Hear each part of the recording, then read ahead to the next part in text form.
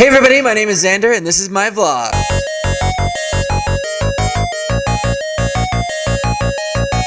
I'm here today with musician Tommy Pedrini, and we're going to talk about some stuff, and I think he's worked on a project that you might have heard of, the upcoming Adventure Time game.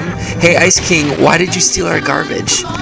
So Tommy, I was able to hear, and I think a lot of people out there were able to hear your track on SoundCloud. How are you involved with the music?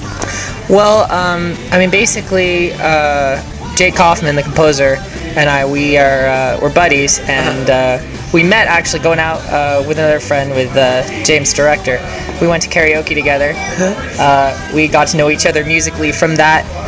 Sang a lot, played a bit, and he wanted my voice for this project. It's very much a kind of collaborative Adventure Timey type of thing, like a bunch of friends getting together and having ideas and doing that sort of thing. So, if you're ever invited out to karaoke, go and then impress people. With this song specifically, I think we hear your voice over it, right? Right.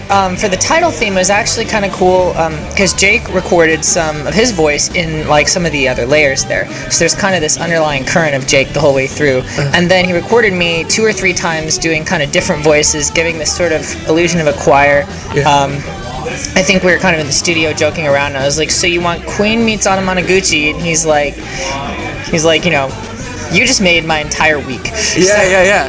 No, that's when I hear the track. That's what I would think of, is like that Queen Anamanaguchi, maybe a little Power Rangers, but I think that might be just me. Yeah, and so we used my screaming rock voice, kind of my sort of high pitched speaking voice in there. That's a little more natural, more like the stuff I play with my band. And then we threw in some of this big operatic baritone, hey Ice King, sort of sound layered in there too. Were you involved in any other way with the music of the Adventure Time game? My favorite track in the game actually is the Marauders Village, and the Marauders Village is just layers of the two of us just beatboxing and screaming manly things and feast, fight, be manly. And that was probably the most fun I've ever had, at least this year. Not only with this project, but you also do other video game work with music specifically, or?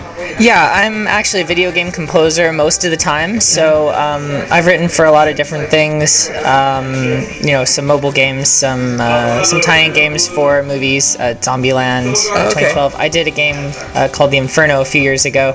More recently, I've been focusing a lot on indie games because they're a lot of fun. Yeah. They're really rewarding, and so I did a iPhone game called Clyde versus the Maze with my buddy David Frankel. That had a completely original chiptune score. It's retro pixel maze thing for iPhone and iPad.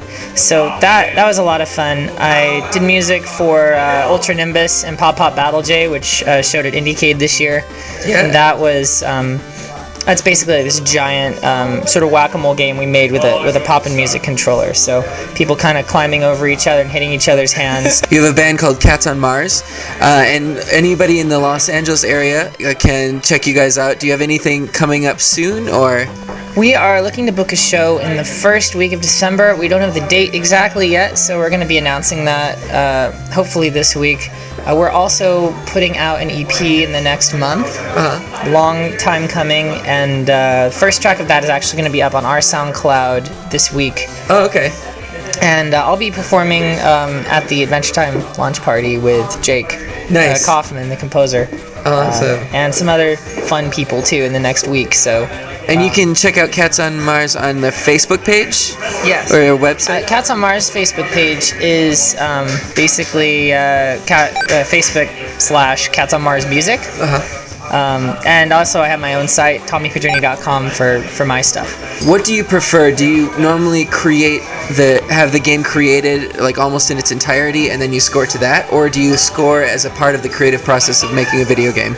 Basically, when I'm writing for video games, what I like to do is I really like to start with the artwork, with the setting itself, with the world that's being created. Maybe if there's any preliminary sketches of the characters or anything like that, but really the stages and the level artwork and the world artwork because that kind of lets you create this sort of world around that without worrying about time constraints or other like kind of iffy things. Any suggestions for people out there who want to get involved in either video game music or film score or just composing in general? My only advice for anybody is sort of the advice I kept ignoring for like years and years when I was a kid, which is basically like, don't wait for it, just do it.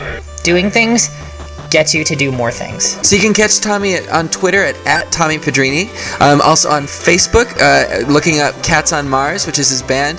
There's some shows that'll come up, and I'm sure that you'll have the information there. Definitely check out Clyde versus the Maze. So make sure you keep your eyes out for the Adventure Time game. It's coming out November 20th.